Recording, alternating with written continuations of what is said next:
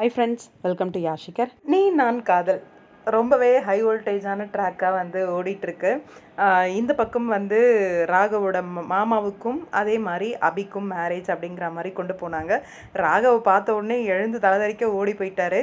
எதனால் இந்த மேரேஜ் நின்றுச்சு அப்படின்னு ராகவுக்கு தெரியலை. ஆனால் ராகவுக்கு ஒரு சந்தோஷம் அபியோட மேரேஜ் நின்னதில். அந்த ஒரு ப்ரமோ வந்து ரிலீஸ் பண்ணியிருந்தாங்க. நல்லா இருந்துச்சு பார்க்குறதுக்கே.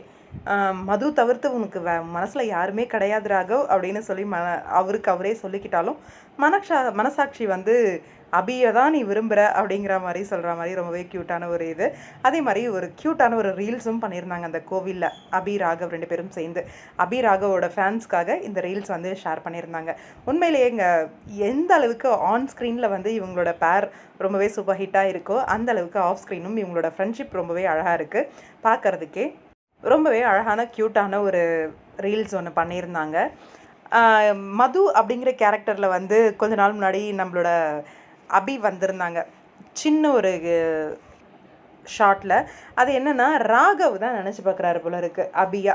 நான் இதை எதிர்பார்க்கவே இல்லை. கொஞ்ச நாள் முன்னாடி தான் வேறு ஒரு சீரியலில் வந்து இதே மாதிரி ப்ரீவியஸ் அவங்களோட காதலியாக வந்து ஹீரோயின் வந்து நினச்சி பார்ப்பாங்க. அதே மாதிரி என்னடா சேம் லாஜிக்கில் வந்து போகுதே அப்படின்ற மாதிரி நினச்சேன். ஆனால் இவங்க கொஞ்சம் வித்தியாசமாக தான் இது பண்ணிகிட்டு இருக்காங்க. என்னென்னா இங்கே ஹீரோவே நினச்சி பார்க்குறாரு. டோட்டலாக தெலுங்கு சீரியலை அப்படியே காப்பி அடித்து எடுக்காமல் வித்தியாசமாக கொண்டு போயிட்டுருக்காங்க. இவங்க ஒரு ஜானரில் கொண்டு போயிட்டுருக்காங்க. இது எங்கே போய் முடியும் அப்படின்றது தெரியல. ஏன்னா நம்ம கெஸ் பண்ணவே முடியல சுத்தமாக இந்த சீரியலை. தெலுங்குல அக்கா தங்கச்சி ரெண்டு பேருக்குமே ஒரே டைம் தான் மேரேஜ் நடக்கும். ஆனால் இங்கே அக்காவுக்கு மேரேஜ் நடந்துருச்சு.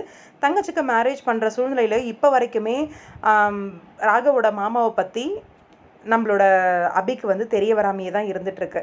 ஆனால் இந்த மாதிரி மேரேஜ் சீக்வன்ஸ் வரும்போது அபி கேரக்டர் பண்ணுறவங்களுக்கு தெலுங்குல வந்து தெரிஞ்சிடும் இவன் வந்து ஒரு ஃபேக்கான ஆள் அப்படின்னு சொல்லிட்டு. எப்போ இந்த உண்மை தெரிய போகுது, எப்போ ராகவ் மேரேஜ் பண்ண போகிறாங்க அப்படிங்கிற ஒரு விஷயம் இருக்குது. வெயிட் பண்ணி பார்க்கலாம் என்ன நடக்குது அப்படின்ட்டு. உங்களோட கருத்து என்ன? அபி ராகவ் க்யூட்டான பேரில் கமெண்ட் பாக்ஸில் சொல்லுங்கள்.